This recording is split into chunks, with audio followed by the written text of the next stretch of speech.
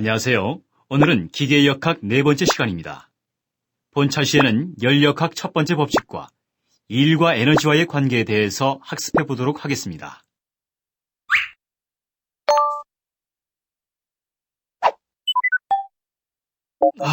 춥다. 손이 시려운데 손을 비비면 따뜻해지겠지? 그렇지. 손을 비비면 열이 전달이 되면서 따뜻해지지. 거기에도 열역학의 법칙이 숨어 있지. 그렇겠네. 열에 관련된 역학 이론이 열역학이라고 자네가 그러지 않았는가? 일상생활에는 알아두면 흥미로운 열역학에 관련된 법칙이 많이 있다네.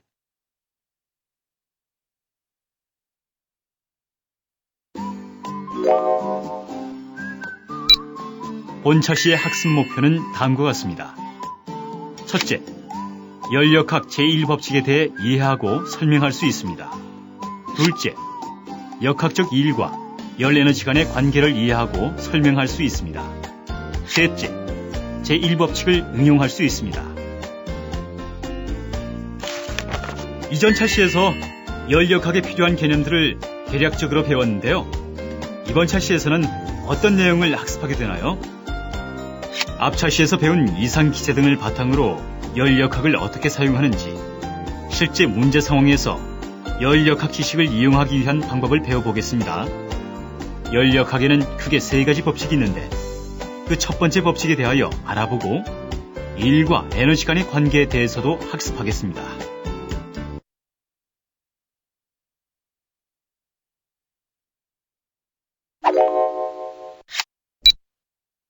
현진이는 풍선을 가지고 놀고 있었습니다. 방 안에서 열심히 풍선을 불어서 방 안 가득히 풍선을 불고 있는데 어머니께서 부르셔서 심부름을 하고 돌아왔더니 방 안은 히터가 꺼져 있어서 상당히 추웠고 빵빵하게 불어놓았던 풍선들은 모두 바람이 빠진 채 쭈글쭈글해져 있었습니다. 왜 그런 것일까요? 왜 풍선에 바람이 빠졌죠? 추위와 관련이 있나요? 풍선을 불 때와 심부름을 다녀온 뒤의 온도 차이 때문에 풍선에 바람이 빠져버린 것입니다. 즉 풍선 내부의 공기가 풍선 밖의 공기와의 온도 차이로 말미암아 열을 빼앗김으로써 풍선 내부의 공기가 가지고 있던 내부 에너지가 감소했고 또한 부피가 감소하게 된 것입니다.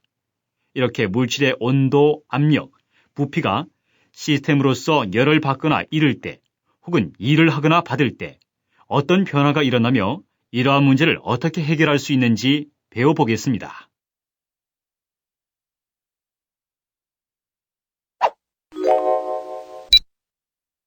열역학의 제1법칙. 앞차시에서 열역학적 과정에 대해 배웠습니다. 또한 열역학적 과정에는 가역적 과정과 비가역적 과정이 있음도 학습했습니다. 그와 관련하여 사이클의 개념에 대해 알아보기로 하겠습니다. 어떤 시스템의 물성치가 변할 때 우리는 그 상태가 변했다라고 표현합니다. 예를 들어 다음 그림에서 피스톤에 줄을 올려놓았다가 제거했을 때 피스톤이 위로 올라가며 이는 피스톤의 위치가 변한 것입니다. 그에 따라 내부의 압력이 감소하고 내부 부피가 감소하게 됩니다. 피스톤 내부의 공기는 이러한 일련의 과정을 거쳐 상태가 변하게 되는데 이를 열역학적 과정이라 하게 됩니다. 앞차시에서 배운 지식과 비교해 볼 때 이 주변을 단열해 놓으면 단열 과정이 되고 시스템 내부의 온도가 일정했다면 등온 과정이 되는 것입니다. 만일 어떤 시스템이 주어진 초기 상태에서 여러 가지 다른 상태의 변화를 거치거나 열역학적 과정을 거쳐서 최종적으로 처음의 상태로 돌아온다면 이때 이 시스템은 사이클을 이루었다고 말할 수 있습니다. 따라서 결론적으로 사이클을 한 바퀴 돈 시스템에서 모든 물성치는 처음 시작할 때의 값 그대로여야 합니다. 자동차 엔진의 기본 사이클은 오토 사이클이라 불리우며 증기를 사용하는 발전도 사이클을 따라 상태가 변화하게 됩니다. 여러 가지 사이클의 원리 및 작동 메커니즘 등은 다음 차시에 좀 더 상세하게 알아보겠습니다. 열역학적 과정과 사이클을 이해할 때 한 가지 더 알아둬야 할 것은 준평형 상태의 개념입니다. 물질의 상태란 어떤 물질이 평형 상태에 있을 때를 가정해서 표현한 것입니다. 그러나 실제 상황에서는 모든 물질이 평형 상태에 있는 것이 아니며 많은 경우에 비평형 상태에 있게 됩니다. 이러한 모순을 해결하기 위해 준평형 상태를 가정해서 접근하는 것이며 준평형 상태에서는 아주 짧은 동안 평형을 이루는 상태를 의미하여 실제로는 비평형 상태이지만 아주 짧은 단계별로 평형을 이룬다고 가정하여 문제에 접근하게 됩니다.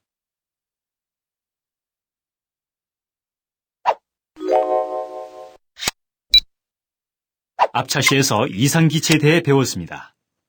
우리 주변에 존재하는 공기는 이상기체로 가정해도 무방하며 이상기체로 가정하기 위한 조건 역시 학습했습니다. 이제 이상기체는 어떻게 식으로 표현되는지 배워보겠습니다. 실험적으로 순수한 기체의 압력, 온도 및 부피는 다음의 상태 방정식으로 표현할 수 있습니다. 기체 상수 R과 R바 사이에는 분자량만큼의 관계가 있습니다. 그리고 여기서 M은 분자량입니다. 기체 상수 R은 기체마다 고유한 값이며 여러 자료를 통하여 원하는 기체에 대한 기체 상수 값을 쉽게 찾을 수 있습니다. 한편 R바는 보편 기체 상수로서 물질에 상관없이 다음의 값을 가집니다. 이 기체 방정식을 두 개의 상태 사이의 관계로 나타내면 다음과 같이 되며 이 식이 어떤 기체를 이상기체로 가정하기 위한 기본 조건이었던 보일-샤를의 법칙을 나타내는 식입니다. 보일-샤를의 법칙이란 두 상태 1, 2를 비교할 때 예를 들어 상태 1에서의 압력이 2배가 되면 상태 2에서의 압력은 온도와 부피의 변화에 따른다는 것입니다. 부피와 온도도 마찬가지로 세 가지 물성치가 독립적이지 않고 위와 같은 관계를 가지면서 상호 연관되어 있다는 법칙입니다.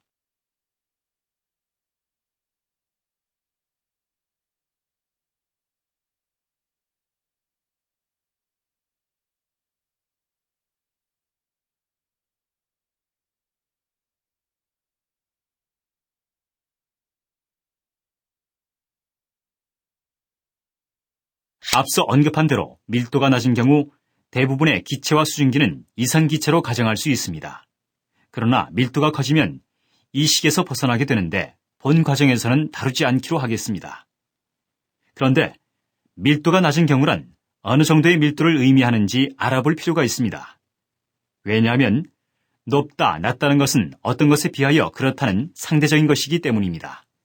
이를 위해 압축률 Z를 다음과 같이 정의하고 어떤 기체의 Z가 1일 때를 이상기체라고 하며 Z가 1보다 작은 경우는 이상기체로 가정하여 구한 값보다 실제 밀도가 크다는 의미가 됩니다.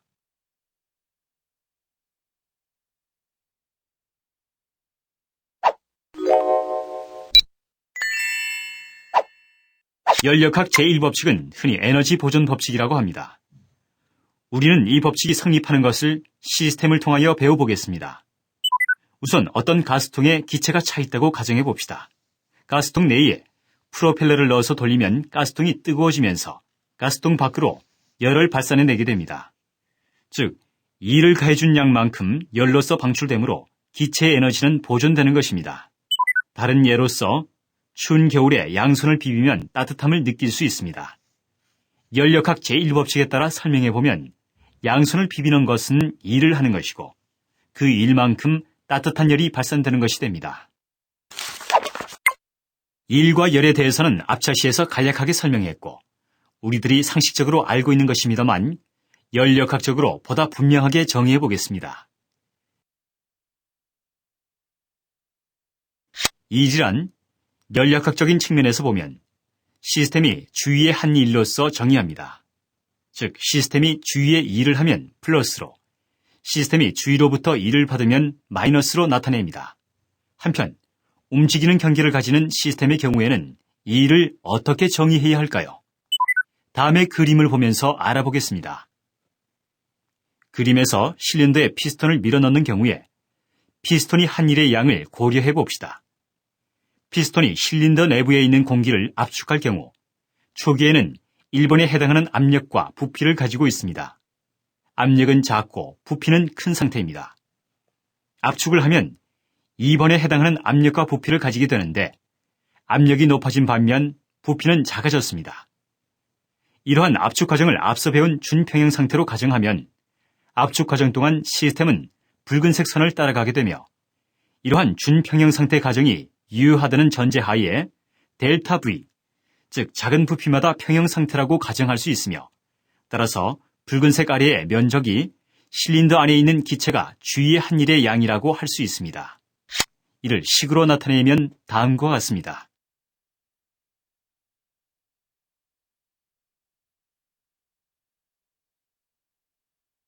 열이란 온도의 차이에 의해 한 시스템에서 다른 시스템으로 전달되는 에너지의 형태로 정의됩니다. 또한 열은 온도 차이에 의해서만 발생하므로 시스템 간의 경계를 넘을 때만 보이는 전이 현상이라고도 할 수 있습니다. 열이 시스템 사이를 전달되는 방식에는 직접적으로 두 시스템이 맞닿아서 일어나는 전도, 유동의 흐름에 의해 열이 전달되는 대류, 직접적으로 열원 사이에 열이 전달되는 복사의 세 가지 방식이 있습니다. 이러한 열 전달에 대해서는 차후 좀 더 자세히 알아보기로 하겠습니다.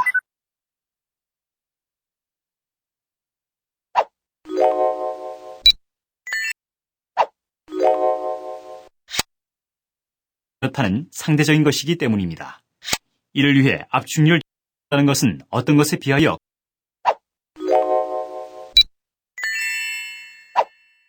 열역학 제1법칙은 흔히 에너지 보존 법칙이라고 합니다. 2배가 되면 상태 2, 부피와 온도도 앞서 언급한 대로 밀도가 나타나게 되는데 본 과정에서는 다루지 않기로 하겠습니다. 그런데 밀도가 낮은 경우란 어느 정도의 밀도를 의미하는지 알아볼 필요가 있습니다. 왜냐하면 높다, 낮다는 것은 어떤 것에 비하여 그렇다는 상대적인 것이기 때문입니다. 이를 위해 압축률 Z를 다음과 같이 정의하고 어떤 기체의 Z가 1일 때를 이상기체라고 하며 Z가 1보다 작은 경우는 이상기체로 가정하여 구한 값보다 실제 밀도가 크다는 의미가 됩니다.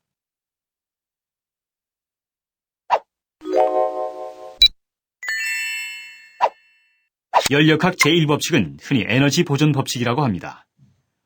우리는 이 법칙이 성립하는 것을 시스템을 통하여 배워보겠습니다. 우선 어떤 가스통에 기체가 차 있다고 가정해 봅시다. 가스통 내에 프로펠러를 넣어서 돌리면 가스통이 뜨거워지면서 가스통 밖으로 열을 발산해내게 됩니다. 즉, 이를 가해준 양만큼 열로서 방출되므로 기체의 에너지는 보존되는 것입니다. 다른 예로서 추운 겨울에 양손을 비비면 따뜻함을 느낄 수 있습니다. 열역학 제1법칙에 따라 설명해보면 양손을 비비는 것은 일을 하는 것이고 그 일만큼 따뜻한 열이 발산되는 것이 됩니다. 일과 열에 대해서는 앞차시에서 간략하게 설명했고 우리들이 상식적으로 알고 있는 것입니다만 열역학적으로 보다 분명하게 정의해 보겠습니다. 이질은 열역학적인 측면에서 보면 시스템이 주위의 한 일로서 정의합니다. 즉 시스템이 주위에 일을 하면 플러스로, 시스템이 주위로부터 일을 받으면 마이너스로 나타냅니다. 한편 움직이는 경계를 가지는 시스템의 경우에는 이 일을 어떻게 정의해야 할까요? 다음의 그림을 보면서 알아보겠습니다. 그림에서 실린더에 피스톤을 밀어넣는 경우에 피스톤이 한 일의 양을 고려해 봅시다. 피스톤이 실린더 내부에 있는 공기를 압축할 경우 초기에는 1번에 해당하는 압력과 부피를 가지고 있습니다. 압력은 작고 부피는 큰 상태입니다. 압축을 하면 2번에 해당하는 압력과 부피를 가지게 되는데 압력이 높아진 반면 부피는 작아졌습니다. 이러한 압축 과정을 앞서 배운 준평형 상태로 가정하면 압축 과정 동안 시스템은 붉은색 선을 따라가게 되며 이러한 준평형 상태 가정이 유효하다는 전제하에 델타 V, 즉 작은 부피마다 평형 상태라고 가정할 수 있으며 따라서 붉은색 아래의 면적이 실린더 안에 있는 기체가 주위의 한 일의 양이라고 할 수 있습니다. 이를 식으로 나타내면 다음과 같습니다. 열이란 온도의 차이에 의해 한 시스템에서 다른 시스템으로 전달되는 에너지의 형태로 정의됩니다. 또한 열은 온도 차이에 의해서만 발생하므로 시스템 간의 경계를 넘을 때만 보이는 전이 현상이라고도 할 수 있습니다. 열이 시스템 사이를 전달되는 방식에는 직접적으로 두 시스템이 맞닿아서 일어나는 전도, 유동의 흐름에 의해 열이 전달되는 대류, 직접적으로 열원 사이에 열이 전달되는 복사의 세 가지 방식이 있습니다. 이러한 열 전달에 대해서는 차후 좀 더 자세히 알아보기로 하겠습니다.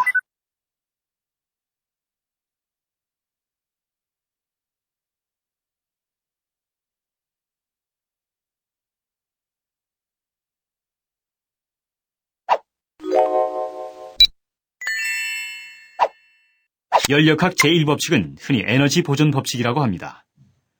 우리는 이 법칙이 성립하는 것을 시스템을 통하여 배워보겠습니다. 우선 어떤 가스통에 기체가 차 있다고 가정해 봅시다. 가스통 내에 프로펠러를 넣어서 돌리면 가스통이 뜨거워지면서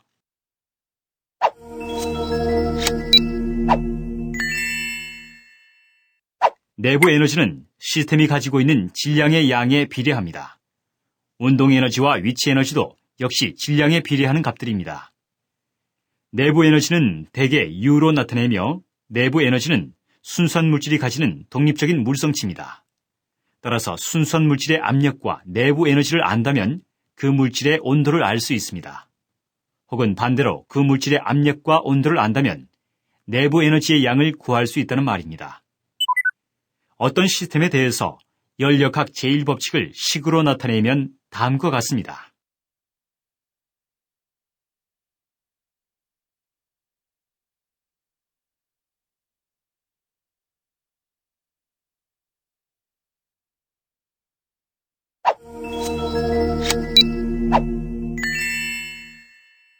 내부 에너지와 더불어 연력학에서 많이 다루는 것이 엔탈피입니다. 그러면 엔탈피에 대해서 알아보겠습니다. 만약에 운동 에너지와 위치 에너지가 변하지 않는 시스템이 있을 때 이 시스템이 한 일은 오직 경계의 움직임에만 관련이 있게 됩니다. 공학에서는 이러한 경우를 많이 만나게 되는데 이로부터 엔탈피를 내부 에너지와 압력 X부피의 합으로 정의합니다. 엔탈피의 정의를 자세히 들여다보면 오직 연력학적 양들로만 이루어져 있으며 연력학적 값을 계산하거나 할 때 아주 유용합니다. 내부 에너지와 엔탈피는 모두 열 Q와 1W를 포함하고 있으며 절대값으로 나타내기 힘든 양들이어서 실제로는 두 상태의 차이로서 표현합니다. 즉, 항상 기준값에 대한 차이로 나타내게 됩니다. 만일 어떤 시스템이 일정한 압력이라면 엔탈피는 다음과 같이 쓸 수 있으며 간단한 예로 처음에 나왔던 피스톤과 추를 생각해 봅시다. 추로 공기를 누르고 있을 때 공기에 열을 가하면 공기가 팽창되며 위에 있던 추가 올라가게 됩니다. 이때 추를 누르고 있던 대기압은 일정하므로 부피만이 늘게 되고 그 곱이 시스템이 한 일이 되는 것입니다. 즉 열이 1로 변화한 것입니다. 즉 내부 에너지는 시스템에 가해진 열이 아무런 일을 하지 못했을 때 그 열은 고스란히 내부 에너지로 저장되는 것이며 매우 제한적인 경우에만 발생합니다. 많은 연력학적 문제에서는 가해진 열의 일부는 내부 에너지로 저장되고 일부는 일로서 나타내게 되므로 두 가지를 모두 포함하고 있는 엔탈피가 더욱 유용한 값입니다.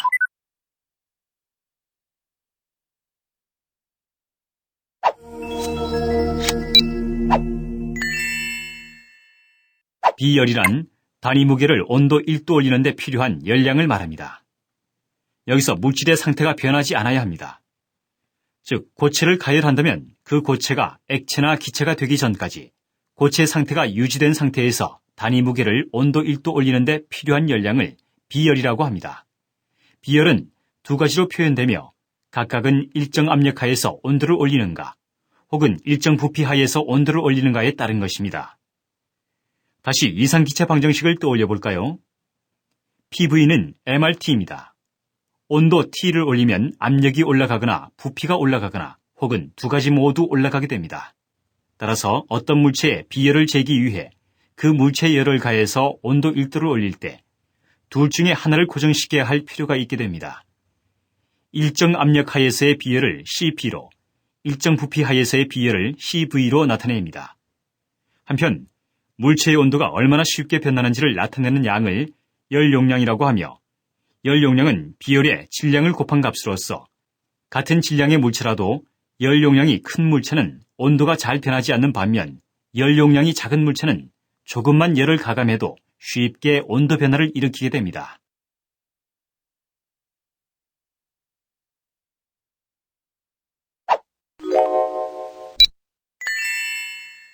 연력학 제1법칙의 응용. 위에서 배운 시스템에서의 열, 일, 내부 에너지의 관계는 시간에 따라 어떻게 될까요?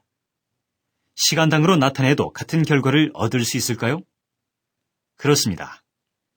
앞에서 본 식을 그대로 단위 시간으로 표현하면 아래와 같은 관계식을 얻을 수 있습니다. 또한 어떤 가상의 부피를 시스템으로 가정하면 그 시스템에 들어온 질량만큼 시스템에 저장되거나 나가야만 평형 상태를 유지할 수 있다는 것이 질량 보존의 법칙입니다. 즉, 한 시스템에 질량이 들어오고 나갈 때 그 양을 시간에 따라 나타내면 시스템에서의 질량의 증감률은 시스템에 들어온 질량에서 나간 질량을 뺀 차이와 같습니다. 이제 시스템의 질량이 증가하거나 감소할 때에 대해서 연력학 제1법칙을 다시 표현하면 다음과 같은 식이 되며 여기서 CV는 컨트롤 볼륨을 말하게 됩니다. 전체 식을 다시 풀어서 설명하면 다음과 같습니다. 단위 시간당 가상 부피에서 늘거나 줄어든 내부 에너지의 양은 변화한 열량에서 시스템이 한 일의 양을 뺀 값과 들어오고 나간 질량에 의한 엔탈피 변화량의 합과 같다. 이제 간단한 예를 통해서 연력학 제1법칙을 어디에 사용할 수 있는지 알아보기로 하겠습니다. 열 교환기를 생각해 봅시다. 물이 담겨있는 통에 파이프를 넣고 파이프에 지나가는 뜨거운 물을 식히는 것이 가장 간단한 열 교환기입니다. 이때 앞에서 배운 연력학 제1법칙을 이용하여 물의 양을 얼마만큼 어느 정도의 온도로 식힐 수 있는지 계산할 수 있으므로 열 교환기의 크기 및 용량을 계산하고 설계할 수 있게 됩니다. 자세한 설계는 심화학습 과정 등에서 배우거나 열 교환기에 관련된 책을 통해서 계산법을 연습할 수 있습니다.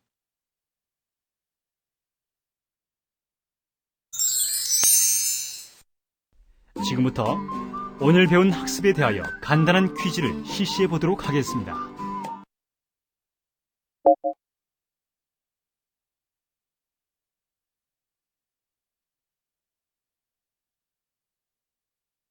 땡! 다시 한번 풀어보세요. 딩동댕! 정답입니다. R값은 물질에 상관없이 일정한 값을 가진다입니다. 4번.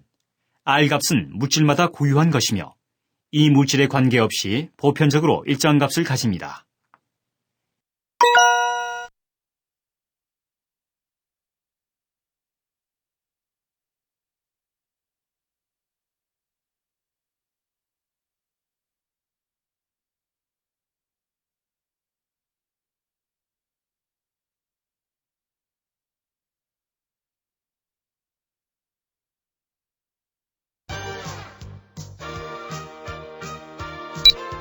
오늘 학습한 열과 일의 관계를 잘 파악하고 연력학 제1법칙을 응용하면 다양한 기계를 만들 수 있겠네요. 그렇습니다. 어떤 시스템의 물성치가 변할 때 우리는 그 상태가 변했다라고 표현합니다. 또한 시스템이 일련의 과정을 거쳐 상태가 변할 때 이를 연력학적 과정을 거친다고 하게 됩니다. 연력학 제1법칙은 이러한 연력학적 과정을 거쳐 시스템이 겪는 변화를 나타내는 법칙입니다. 내부 에너지는 시스템이 가지고 있는 에너지의 양을 말하며 엔탈피란 내부 에너지와 시스템의 에너지 변화를 더한 값으로서 연력학에서 널리 쓰이는 양입니다. 가상의 부피를 가정하여 시간에 따른 변화율로 시스템이 가지는 내부 에너지의 변화량 및 엔탈피의 변화량을 계산할 수 있습니다. 연력학 제1법칙을 응용한 예로는 열 교환기, 터빈, 노즐, 압축기, 펌프 등이 있으며 이러한 기계에서 사용되는 열량, 일 등을 연력학 제1법칙을 이용하여 구할 수 있습니다.